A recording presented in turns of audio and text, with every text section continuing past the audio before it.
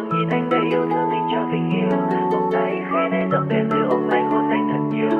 Chuyện gió có tâm nguyện cùng người gọi gió để vượt qua người gió sẽ hiện tại như trên mây kia baby. Baby yêu em từ cái gặp mặt lần đầu, như em từ cái ánh mắt anh nhìn thật lâu. Vì em chỉ mặc từ cao biển rộng hay sao thì anh cũng sẽ không biết ngại là gì đâu.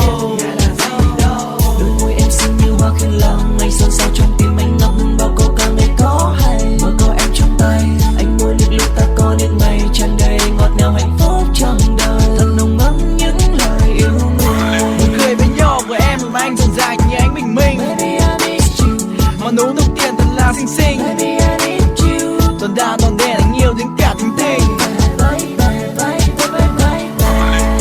Nhớ em đôi bàn tay bé xinh, nhớ em nên kiểu dịu thật đáng yêu.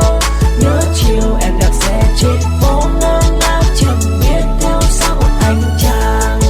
Có lần vô tình anh thấy em hết cười đôi bờ môi bước trong nắng vàng. Biết chăng anh ngồi đây ngắm em ấm áp lần ngày nào điều người cùng lần Baby nụ cười với nhau của em làm anh vui lên như cây gặp nắng trong ánh bình minh. Mà nụ đầu tiên trên nốt rồi duyên thật là xinh xinh.